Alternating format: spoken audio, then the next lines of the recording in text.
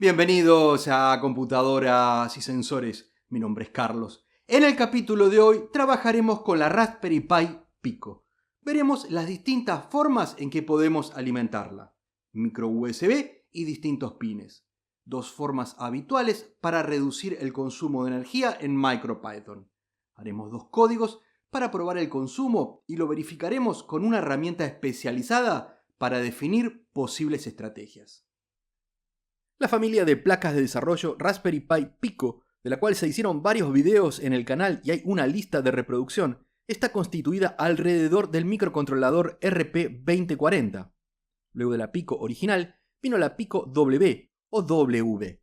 Recientemente la Pico 2 con el nuevo microcontrolador RP2350, que además de los dos núcleos ARM Cortex, agrega dos núcleos Hazard 3 con arquitectura RISC-V. La nueva Raspberry Pi Pico 2 aún no la hemos probado en el canal, pero además de buscar un aumento en las prestaciones y en la seguridad, se busca bajar el consumo para quienes requieren aplicaciones de bajo consumo energético. Tanto la Raspberry Pi Pico original como la W no se caracterizan por su bajo consumo. Y siempre en estos casos la pregunta es, ¿definamos bajo o alto consumo? Y para responder lo único que podemos hacer es medirlo. Y esto significa un desafío. No es tan fácil medir estos consumos, no solo por estar en el orden de los pocos miliamperes, sino por la corta duración, muchas veces fracciones de segundo. Más adelante en el video trabajaremos este tema a fondo. Lo primero que necesitamos saber es cómo podemos alimentar la Pico y si las distintas formas pueden mejorar el consumo energético. Vamos a centrarnos en el conector micro USB y estos 5 pines de la derecha, numerados del 40 al 36. La forma más habitual es a través del conector micro USB que permite alimentar la placa a través del puerto USB de la PC o un powerbank, por ejemplo. La tensión en este caso debe ser de 5 volts más menos 10% de tolerancia, es decir, un máximo de 5.5 volts y un mínimo de 4.5 volts. Y esta forma es igual a ingresar por el pin 40 VBus. Vemos en el esquema que están juntos y es exactamente lo mismo. Varía simplemente en que en uno empleamos el conector J1 micro USB y en VBus un pin, el 40, junto con el 38 de GND.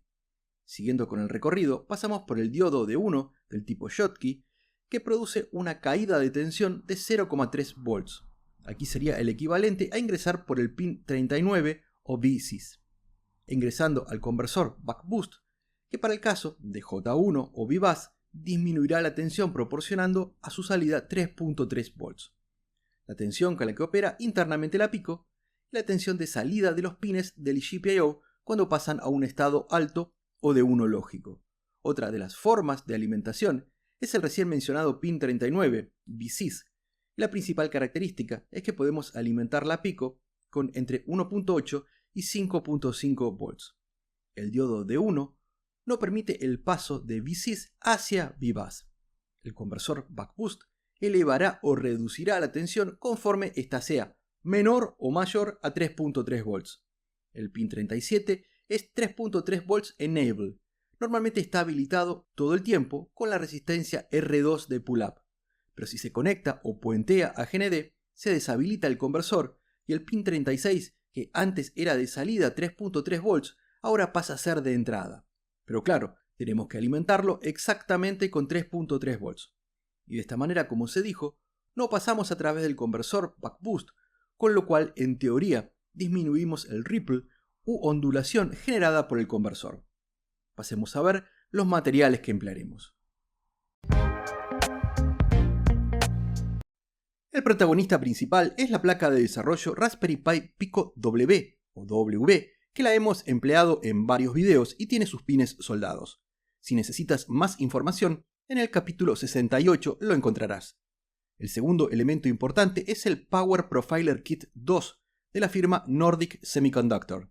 Se trata de una herramienta especializada para la medición de consumo energético en placas de desarrollo o sistemas embebidos. Como se mencionó antes, no es simple medir corrientes muy bajas, y más aún por periodos de tiempo extremadamente cortos. Es una herramienta de mucha precisión y en breve lo veremos mejor. El tercer elemento que emplearé es el carrier para Raspberry Pi Pico que diseñamos en el capítulo 118 y enviamos a fabricar a la gente amiga de PCBWay. Al tener los pines identificados y de manera cómoda, permite conectar los cables tipo DuPont que trae el Profiler directamente al carrier.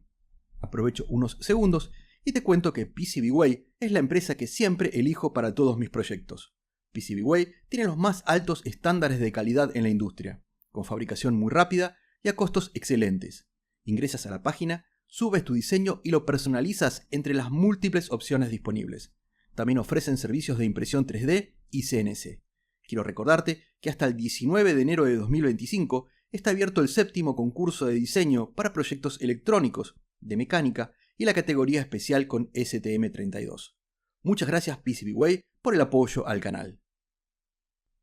Pasando a trabajar con el código, las herramientas principales y más empleadas, aunque no las únicas en MicroPython, son LightSleep y DeepSleep. Remitiéndonos al sitio web de MicroPython, nos explica que ambos detienen la ejecución y entran en un estado de bajo consumo. Si se especifica un tiempo en milisegundos, el código iniciará en donde había quedado en el caso de LightSleep, con todo lo que teníamos en la RAM. Mientras que DeepSleep no retendrá la RAM ni tampoco ningún estado previo como por ejemplo interfaces de red. Literalmente, si al código lo guardamos como main.py, este se reiniciará. En principio, las ventajas parecen evidentes. LightSleep es una especie de delay o retardo en el código y no lo reinicia desde cero al despertar. Pero ¿qué tal el consumo? ¿Cuál de los dos es más eficiente? Eso es lo que probaremos a continuación. Y el simple código de prueba primero para LightSleep es este, donde de la librería Machine importamos las clases Pin para trabajar con el LED incorporado y LightSleep para reducir el consumo durante la inactividad. De Time importamos Sleep para generar una demora de 5 segundos y compararlo con LightSleep. Lo único aquí que puede llamar la atención es esta línea, donde WL-GPIO1 lo definimos como de salida y en alto. La explicación la tenemos en este gráfico que ya hemos visto y lo proporciona Raspberry Pi en su documentación. WL-GPIO1 controla el modo de ahorro de energía. Cuando se encuentra en bajo o cero, el valor por defecto, el conversor Buck Boost se encuentra en modo PFM, que significa en modulación por frecuencia de pulso, que disminuye el consumo energético. Si lo pasamos a valor 1 o alto, cambia el modo a PWM o PWM, modulación por ancho de pulso, y aumenta ligeramente el consumo, que es un efecto que en realidad no queremos, pero necesario porque reduce mucho el ripple u ondulación, permitiéndonos luego hacer mediciones mucho más precisas.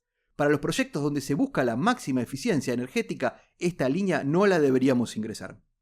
Siguiendo con el código, definimos LED de la clase Pin del módulo Machine como de salida, y dentro del loop infinito lo encendemos durante un segundo, lo apagamos, luego un delay o demora con sleep de 5 segundos y finalmente con LightSleep lo pasamos a ahorro de energía por 10 segundos. La conexión entre el Power Profiler y la Raspberry Pi Pico W se realiza a través de solo dos cables, Vout y GND, dado que alimentaremos la Pico desde el propio instrumento de medición. Lo que no tendremos es conexión con Thonny, que nos permita ejecutar el código, de modo que el archivo que recién vimos lo renombré a main.py, para que cuando le enviemos alimentación el código comience a ejecutarse. Entonces, Vout se conectará al pin 40 VBus de la Pico y GND del Power Profiler a GND de la Pico pin 38. Por el puerto USB del Profiler podemos trabajar con hasta 400 mA. Para corrientes mayores es necesario alimentar el Power Profiler con una fuente externa, y de esta forma se puede llegar hasta el máximo de 1 A. Para nosotros agregar una fuente externa no es necesario. Tan pronto se conecta el Profiler a la PC a través del puerto USB, se enciende una luz verde intermitente. Pasemos a trabajar con el entorno gráfico del Power Profiler.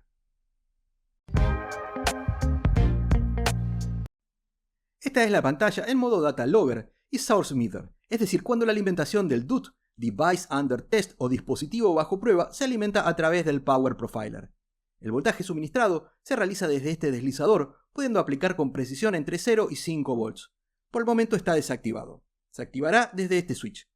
Una vez alimentado, iniciaremos la toma de muestras cuando demos clic en Start. Tengo activados los timestamps o marcas de tiempo para tener mejor referencia de los eventos.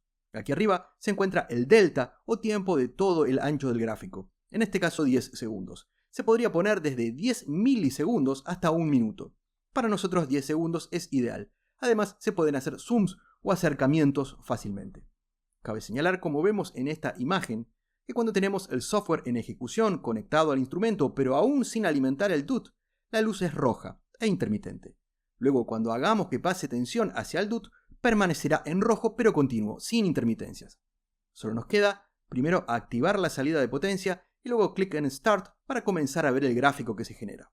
Comenzamos con un empleo promedio de 37 mA y cuando pasa al modo bajo consumo de Light Sleep, cae considerablemente a poco más de 20 mA. En breve lo mediremos con más precisión.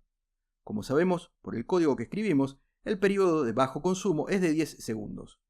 Sube rápidamente y forma un pequeño escalón. Esto ocurre porque el LED incorporado se enciende por 1 segundo y luego se encuentra durante 5 segundos de inactividad o con el delay común o sleep para luego volver al modo de bajo consumo o light sleep por 10 segundos.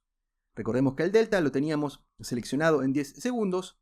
Los tiempos los podemos apreciar claramente. También los timestamps en el eje X nos sirven de referencia. Primero detengo la ejecución de la toma de muestras y a continuación desactivo la energía para analizar un poco más en detalle este gráfico. En esta primera parte del ciclo nos muestra que el consumo promedio es de aproximadamente 39 mA y la duración 1 segundo. Como habíamos advertido anteriormente, es cuando se enciende el LED. En cuanto este se apaga, el consumo cae ligeramente a 37 mA. Si bien el LED incorporado es muy pequeño, consume bastante menos corriente de lo que hubiese pensado. Se mantiene durante los 5 segundos que definimos en el código y pasa al modo de ahorro de energía con Light Sleep. El consumo promedio en esta parte es de 21.5 mA.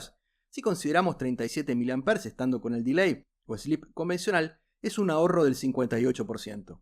Significativo en términos de porcentaje, pero aún así 21.5 mA es muy alto para un dispositivo con funcionamiento a baterías, por ejemplo.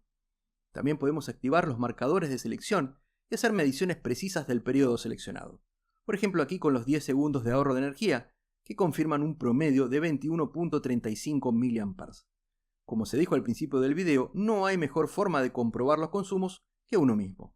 Cuando se leen hojas de datos, se obtienen valores de laboratorio en condiciones ideales, que muchas veces, por no decir casi siempre, distan mucho de la realidad.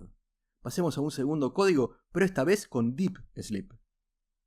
Este segundo código en MicroPython es muy similar al primero, incluso un poco más simple, dado que después de encender el LED incorporado por 1 segundo y los 5 segundos de demora o sleep convencionales, directamente lo pasamos al modo de ahorro de energía Deep Sleep. Y aquí al despertar, a diferencia de Light Sleep, no retiene la información, solo se reinicia. Y como el código tiene por nombre main.py, arranca automáticamente. De este modo, esperamos un comportamiento similar al anterior, siendo el valor importante el consumo en miliamperes durante Deep Sleep. De modo que pasemos a la pantalla del profiler. Teniendo todo configurado como hicimos en el código anterior, primero alimento la Pico y luego doy en Start. Y comienza con el ploteo de valores de corriente, y a primera vista todo parece muy similar a la prueba anterior, comenzando en el orden de los 37 mA y luego la caída a poco por arriba de los 20 mA durante el proceso de bajo consumo o Deep Sleep, que dura 10 segundos. Luego la Pico se reinicia y esa es la razón por la cual en una parte vemos que el consumo se va casi a cero y sube fuerte en el momento que enciende el LED. El valor que a nosotros nos interesa es el que consume durante el modo de bajo consumo o Deep Sleep, siendo 21.4 mA, casi idéntico al de Light Sleep. A modo de conclusión, se confirma la necesidad de medir de forma práctica. Encontramos como primera medida un consumo bastante alto en modo de ahorro de energía, tanto con Light Sleep como con Deep Sleep. Y sorprendentemente para mí, los valores son casi iguales, con lo cual prefiero elegir en el código Light Sleep para conservar todos los valores anteriores de memoria sin que se reinicie la placa como ocurre con Deep Sleep. Y con esto llegamos al final del capítulo de hoy. Espero que haya sido de tu agrado. De ser así, danos tu like, suscríbete, compartilo. Si tienes alguna duda o comentario puedes dejarlo debajo que con gusto lo responderé. De mi parte, Muchísimas gracias por ver el video y será... ¡hasta la próxima!